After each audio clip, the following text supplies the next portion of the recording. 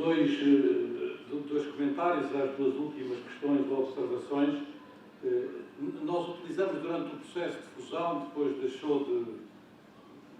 Porque era preciso encontrar também algumas ideias fortes. Uma das ideias que nós encontramos foi universidade escrito com C, não é? Universidade, não é?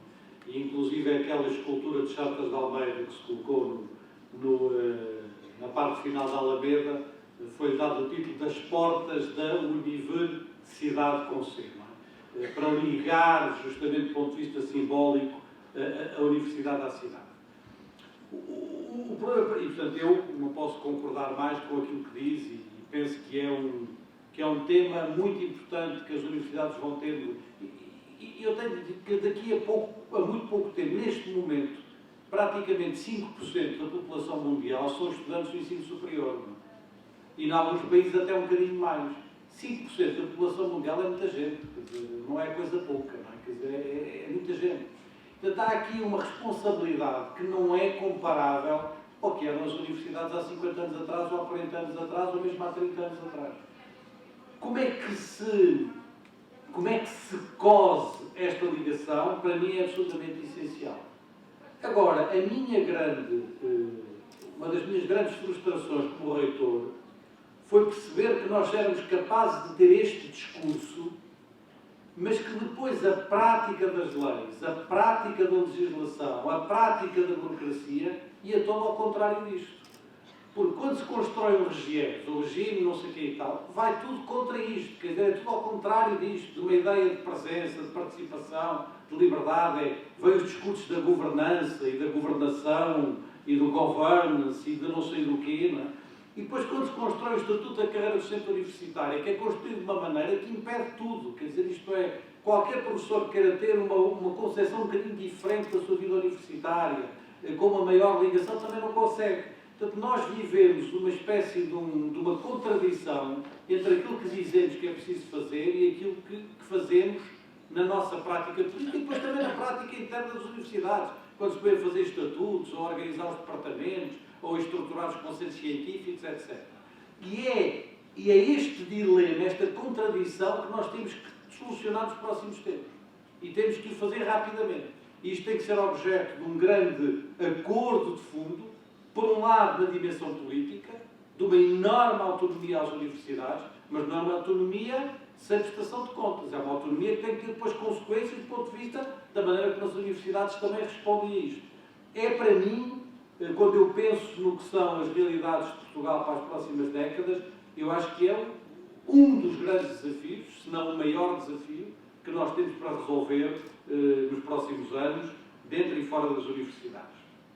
A questão do investimento em ciência, para mim, eu sei que é simplista o que eu estou a dizer, mas nós poderíamos olhar para o que foram os fundos europeus e a maneira como cá chegaram, por culpa da Europa e por culpa nossa, aqui nunca há só culpas de um lado, há culpas sempre dos dois, como uma espécie de, se nos tivessem dado tudo o que eram fundos que criavam mais dependência, e como se nós tivéssemos estado a contribuir para os outros com tudo o que fossem fundos que reforçavam a independência. Ora, o que reforça a independência é a capacidade de conhecimento, é a capacidade de cultura, é a capacidade tecnológica, é a modernização económica. O que é que cria dependência? Bom, cria dependência sobre as autoestradas, as infraestruturas, os subsídios.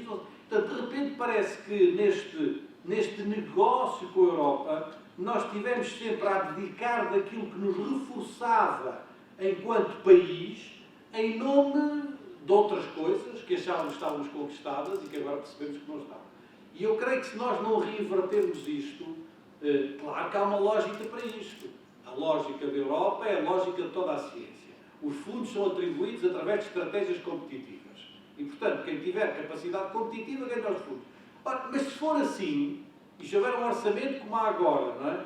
de 80 mil milhões de euros, para distribuir ao longo de vários anos, distribuído competitivamente, é evidente que os portugueses vão ficar sempre com menos dinheiro, porque há muito mais massa crítica e capacidade competitiva na maioria dos... Inglaterra, na Alemanha, noutros lugares quaisquer. E, portanto, é esta contradição que eu julgo que nós temos que agarrar, que a perceber, e esperemos que as situações, tanto no plano enfim, do que é hoje a organização dos novos comissários, etc. Como, sobretudo, numa consciência mais clara de Portugal sobre estas matérias, enfim, permita uma inversão destes valores. É claro que eu não, enfim, estou inteiramente de acordo com o que diz, eu julgo que uma das coisas que dói mais nos últimos anos não é, que é uma das coisas que eu julgo que sempre foi mais difícil para nós, que éramos contra as políticas de austeridade desde o princípio, explicarmos, é que na cabeça de muita gente a austeridade é igual a poupança. E é evidente que ninguém pode estar em desacordo com a ideia da poupança. Quer dizer, é evidente que nós não podemos viver acima das nossas posses e todo esse discurso. Mas a austeridade não é isso. A austeridade é uma política e uma ideologia. É uma coisa que é de outra ordem. Não é só gastar menos. É uma coisa mais complexa do que isso. E nessa complexidade, uma coisa que sempre nos custou muito foi a incapacidade de perceber que tinha que haver prioridades. Quer dizer, que uma política, para ter qualquer estratégia de futuro, tem que, a certa altura, ter prioridades, em algum lugar. E durante muito tempo, houve quer dizer, a ideia de uma coisa que passou, a qual não se deu muita atenção, mas que foi uma tirada muito demagógica e muito infeliz, da atual Ministra das Finanças, quando no verão deste ano foi à Universidade de Verão do PSD e tentando fazer um bocadinho de demagogia, porque em Portugal a coisa mais fácil de fazer é criticar as universidades. Nós vivemos num país em que a maioria das pessoas chegou à universidade muito tarde. Portanto, as universidades são ainda olhadas como lugares das elites, das prerrogativas, dos senhores que não fazem nada, que vestem os trajes académicos de preto, fazem palavras palhaçadas e tal. E, portanto, criticar as universidades é uma coisa sempre muito fácil, não é? Num país como Portugal. E a Ministra das Finanças foi dizer, mas eu nem consigo perceber, as universidades que são elites deviam compreender, melhor do que quaisquer outras pessoas, que tinha que haver cortes e aceitar esses cortes sem protestarem. Portanto, no fundo, tentando virar um pouco a população contra as elites que estão nas universidades. Ora, é evidente que se nós não percebemos que os cortes não podiam ser feitos todos da mesma maneira, e é curioso que mesmo quando se fala nas políticas de austeridade na Europa, há muitos países que tiveram políticas de austeridade, mas que não cortaram por igual em todos os setores. Portugal, não só, quer dizer, eu acho que no caso da educação e da ciência foi pior, porque foi de longe o setor mais afetado pelas políticas de austeridade. Mais do que a saúde, mais do que a justiça, mais do que outros setores. Então, houve uma espécie de inversão de prioridades que, obviamente, nos coloca numa situação muito difícil para o futuro. Porque se nós não tivermos as nossas capacidades reforçadas nesse domínio e nesse setor, quer dizer, não há nenhuma possibilidade de futuro. Quer dizer, não há, quer dizer, ficamos completamente desprovidos de qualquer possibilidade para o futuro. E por isso, é por isso que muitas vezes nós temos dificuldade, porque parece que estamos a defender uma espécie de um interesse próprio, e não é do interesse próprio que estamos a falar. Estamos a falar de um interesse que é um interesse maior do país. Como é que se faz este discurso? Às vezes é muito difícil de fazer. Eu sinto isso muitas vezes como reitor. Eu tenho mais facilidade em fazê-lo agora do que quando era reitor. Quando era reitor parece que estava a pedir dinheiro para a minha universidade. E o ponto não era pedir dinheiro para a minha universidade. Quer dizer, é uma coisa de outra ordem e de um outro nível, enfim, como disse na sua pergunta, que eu agradeço. Eu gostava só de acrescentar uma pequena nota para concordar inteiramente com o que disse. Acho que estou sem microfone, não? Tá? Estão a ouvir? Não. Agora sim. Não, era só para acrescentar, para concordar inteiramente com o que disse o António e para salientar um aspecto. É porque os mais velhos neste auditório terão a consciência de que nós fizemos progressos extraordinários nestes 40 anos. Quem viveu a universidade dos anos 60, como eu ainda vivi, e vê hoje, nós fizemos progressos extraordinários. E não venham dizer que os portugueses, é a diferença entre as primeiras e as segundas conferências do Pacífico. Nós, quando nos foi dada a oportunidade, eu penso que nós, nos últimos 20, 30 anos, sobretudo, nós demos um salto tecnológico muito grande. Temos dois indicadores que mostram isso mesmo. E não só a especialização da nossa economia alterou-se, não é apenas aqueles produtos tradicionais que nós produzimos, mas o número de patentes registadas português aumentou de 1970 exponencialmente até hoje. Portanto, significa investigação científica. Por outro lado, nós em 2009 estávamos a produzir mais obviamente controlando para a população, proporcionalmente produzíamos o país que produzia mais doutoramentos na Europa em todas as áreas de ciência. Ou seja, Portugal estava num caminho de tentar recuperar um atraso extraordinário que tem, e que ainda hoje é um contributo político, como disse o António, para as políticas de ciência. Mas estávamos a formar gente com grande formação, com boa formação nas universidades, apesar de todos os obstáculos e apesar de tudo. E o que dói mais é que se deita fora isso em 3 ou 4 anos. E os nossos melhores, como a gente vê hoje nos departamentos, para onde é que eles vão? Vão embora. Vão. No meu centro, 2 deles, entre nós, Portugal, daqui há 10 anos, era um país atrativo para todas as áreas da ciência, para cientistas de vários países. Os nossos concursos começavam em centros nacionais. Nos centros sociais, nós abrimos, e a certa altura nós temos 50% dos nossos investigadores são estrangeiros. Porque Portugal estava atrativo, era um país que estava ao salto. Um certo otimismo, gente que vinha, alguns deles italianos, outros franceses, etc. Portanto, estão aqui, o alemão, por exemplo, Clement Sobo, portanto, gente que estava à procura de ver aqui salários não eram muito altos, mas eram atrativos, um ambiente bom. Começámos tarde, mas começámos com grande consciência interdisciplinar. E, portanto, formámos realmente gente hoje que está... Onde é que estão os benefícios disto? Um país de desenvolvimento intermédio entrega liquidamente os seus melhores a outro país que está em concorrência com ele. Já viram a contradição disto? Isto, assim não pode o país ir para a frente, obviamente. Todos estão a dizer que as enfermeiras e os médicos que vão para a Inglaterra são dos melhores. A gente sabe. Formam-se bem. Agora dói que depois de 20 anos de investimentos consecutivos nesta área, eles vão embora. Nós não temos gente hoje capaz.